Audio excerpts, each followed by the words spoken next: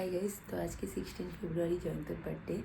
তো সেরকমভাবে এবার সেলিব্রেট করতে পারিনি, খুব ছোট্ট করেই করেছি। তো ভাবলাম তোমাদের সাথে সেই ব্লগটাই শেয়ার করি। তো কালকে থেকে আজকে পর্যন্ত কী কী করলাম ওর বার্থডের জন্য, তো চলো সেই ভিডিওটা তোমাদের সাথে শেয়ার করি। তো এটা হলো ওর জন্মদিনের আগের দিন, 15ই ফেব্রুয়ারি।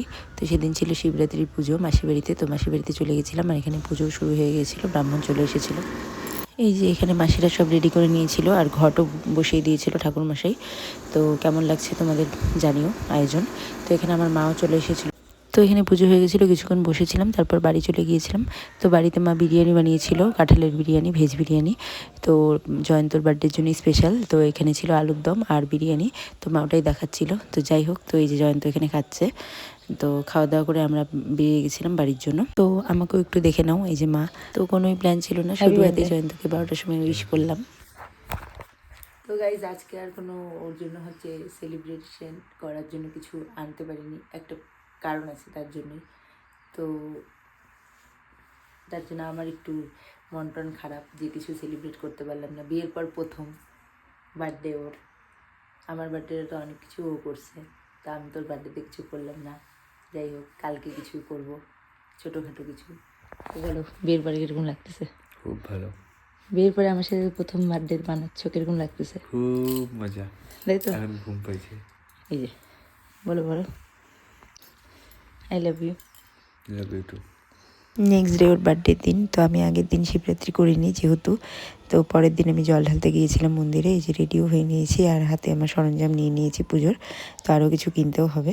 তো এই যে কিনে নিয়ে মন্দিরে চলে গেছিলাম। এই যে এখানে দেখতেই পাচ্ছ কত ভিড়, শান্তি মতন পুজোটাও দিতে পারিনি। যাই হোক, তো ভিড়ের মধ্যে অনেক কষ্টে পুজোটা দিলাম, তাও ভালো মতোই দিতে পেরেছিলাম।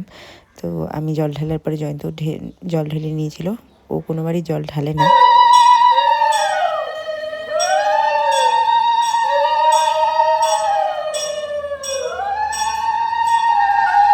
তো এখানে সবাই মিলে একটু আরতি করে নিলাম। তো আবার আমি যে বাকি দুধটা ছিল ওটাও একটু ঢেলে দিলাম ঠাকুরের মাথায়। তো এখানে আমি প্রার্থনা করে নিচ্ছিলাম সবার জন্য। তো এবার জয়ন্তও জল ঢালবে। ও কোনোবারই জল ঢালে না, বাট এবার প্রথমবার ও জল ঢাললো আমার সাথে। তো ওর বার্থডেই ছিল, তো তার জন্যই ও পুজো দিল, জলও ঢাললো। তো এই যে এখানে ও ফল দিয়ে এখন ঠাকুরকে নিবেদন করছে ফল। তো তারপর ও একটু প্রার্থনা করে নিল। তারপর আমি একটু ওই পাশে ছোটো ছোটো শিবলিঙ্গ ছিল, তো সেই শিবলিঙ্গর মাথায়ও আমি ভালো মতন জল ঢেলে নিলাম।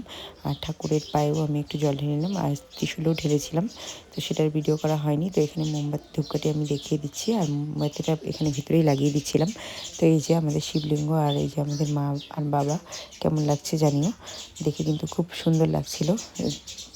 আমাদের শিব আর পার্বতীর সেদিন ছিল বিবাহবার্ষিক। যাই হোক, তো এই যে আমাদের নন্দী মহারাজ, তাকে কেমন লাগছে জানিও। তো এই যে পুজো দিয়ে এখন বেরিয়ে যাচ্ছি, বাড়িতে যাব।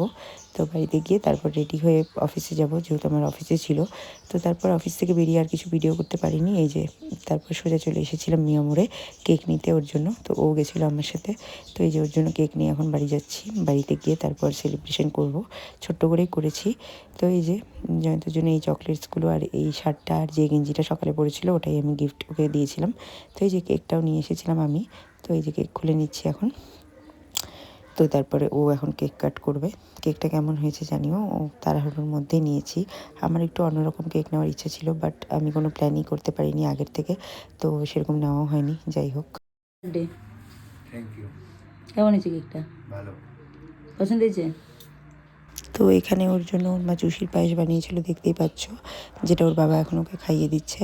কারণ ও চালের পায়েস সেরকম ভালোবাসে না, এই পায়েসটাই ভালোবাসে। তো ওর মা ওর জন্য এটাই বানিয়েছিল, আর এখানে ওর মাও খাইয়ে দিচ্ছে। আমি একটা ভিডিওতে দেখেছিলাম যে আমাদের হিন্দুদের বার্থডেতে মোমবাতি নেভাতে হয় না আর কেক কাট করতে হয় না। এটাকে আমাদের বার্থডেতে সবসময় মোমবাতি জ্বালিয়ে দিতে হয় আর প্রদীপও জ্বালাতে হয়।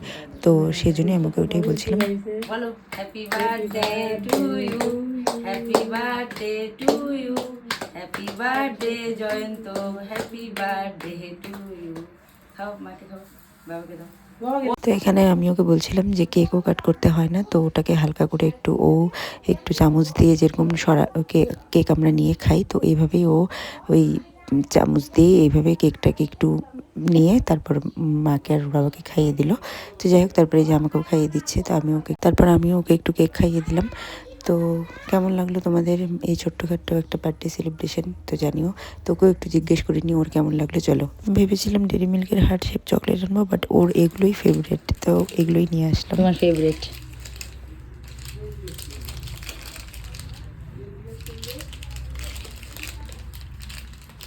হ্যালো, ছোটোখাটো বার্থডে সেলিব্রেট করে কেমন লাগছে? খুব ভালো। আগের বার তোমার কাটা আছে শুধু। আগের বারে তো স্পেশালভাবে করলাম, এত বড় করে করলাম, এবার এত ছোট। বলো বলো, এইদিকে দেখো, ক্যামেরার দিকে দেখো, বলো। তোমার শুধু এটা কাটা আছে। বলো না, বলো। বললাম তো।